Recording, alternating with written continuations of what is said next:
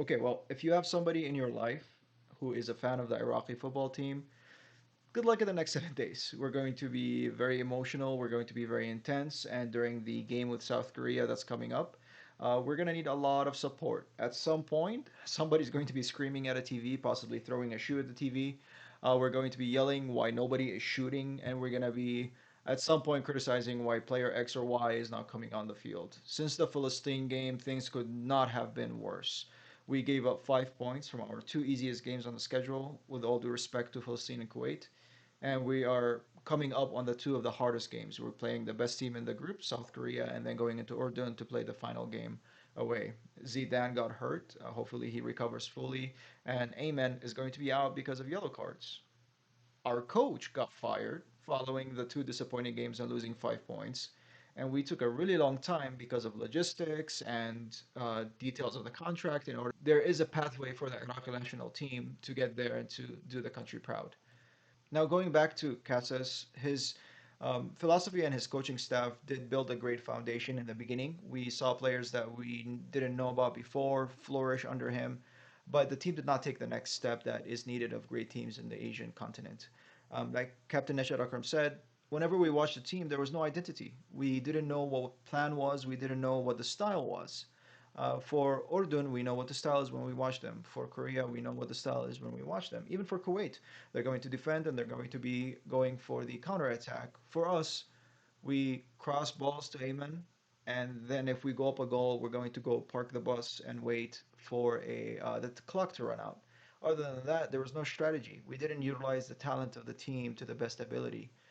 And I feel that we never really recovered from the Urdun loss, that horrific loss based on a very sketchy decision by the referee to give Ayman a second yellow and then a red to kick him out of the game because of a celebration.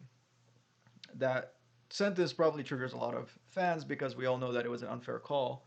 That was such an impactful loss because I think that we could have won that tournament that the coaching staff never really got over it. We also had an embarrassing showing in the golf tournament. One of the main criticisms that Cassis got was that we never knew who the starting 11 were. Imagine if you're playing a pickup game and seven new players show up from day to day. You don't build chemistry, you don't know each other, you can't even build a style. Imagine if you're a player. You play perhaps in Europe, you play in Asia, you see your teammates maybe once, twice a year, and all of a sudden you play together one game, you don't play together another game. Here's a good example of how much of a struggle those changes were. During the qualifying games, he changed players from the first game to the eighth game by 4, 5, 6, 4, 6, 4, and then finally, an unbelievable number, seven new players between Kuwait and Philistine.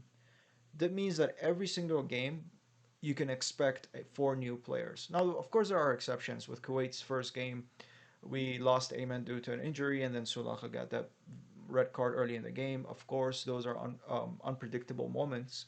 However, the staff never really settled on their solid starting 11 and never really settled on substitutes.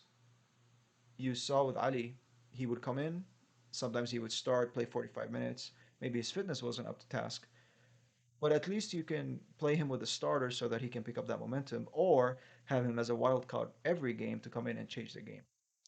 Turning the page from Casas to Arnold, Arnold is an interesting pick for the Federation. The positives is that he worked for 6 years with Australia. He took them to the 2022 World Cup, and he's very familiar with Asian teams and structure of the continent and how to qualify.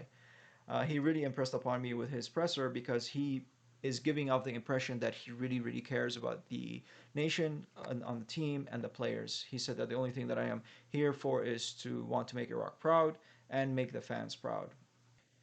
He prefers a 4-3-3, which means offense, finally. Sometimes watching the national team was a struggle because it was so defensive oriented. We would score and then we would park the bus.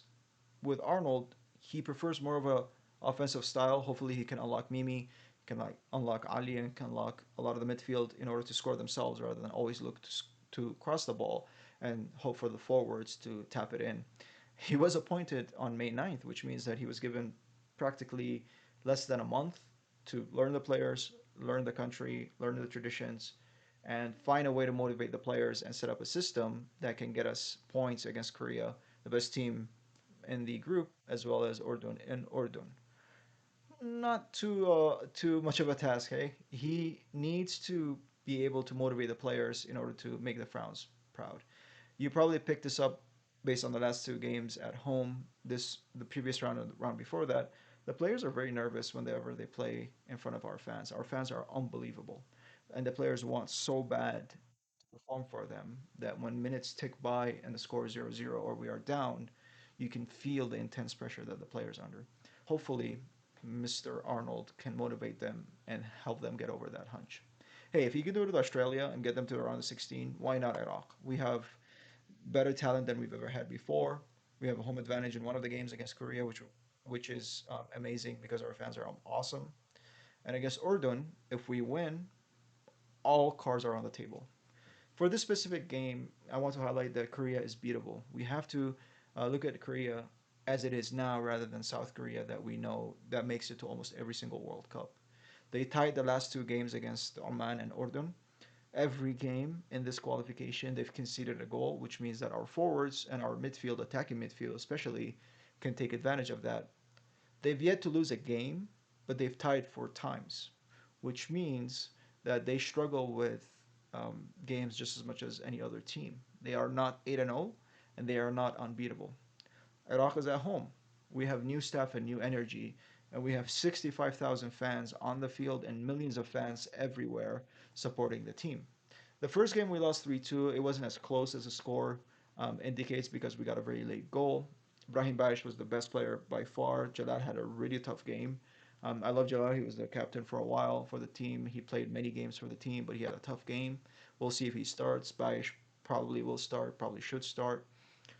Korea played a 4-2-3-1, which means they probably want to control the midfield a second time as well, given that they're playing away and they really need a point to survive here. They'll play Kuwait in the last round, I believe, at home. So they only really need one point here. They're probably going to try to control the midfield, take the fans out of the game, and then look for a counterattack and look for getting out of there as soon as possible. We are the underdogs. What we want to do here is focus on winning both games. We're not out of it because if we win both games, we're in. We don't have to care about the other results.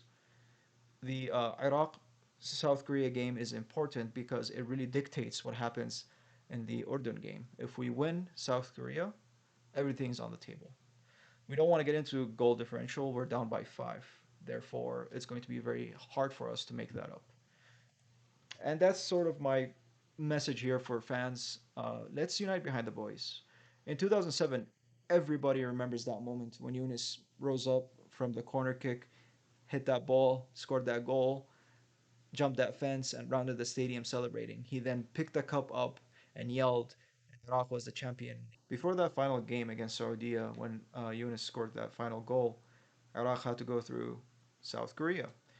The game of the semifinals went into penalties, and that's where my favorite player, Captain Noor Sabri, saved penalties and after the last kick stood up and punched the air in euphoria. Everybody remembers that moment.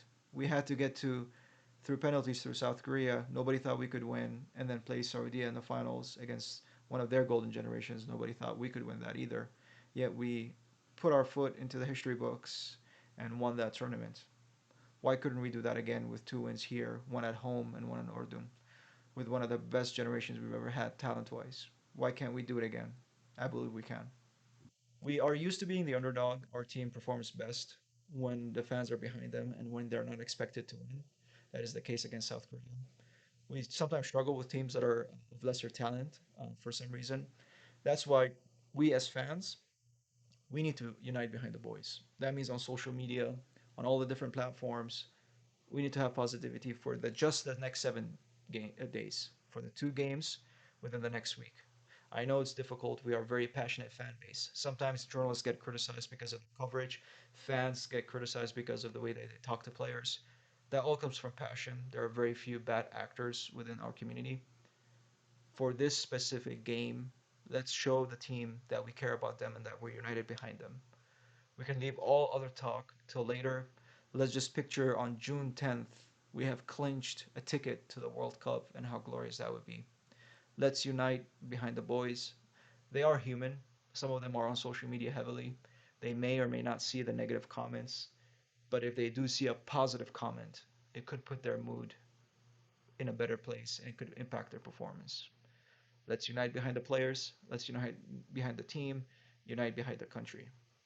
Finally, let's highlight a player that probably will have a big impact on this game, whether he starts or comes off the bench, and that's Mimi Mohamed Ali.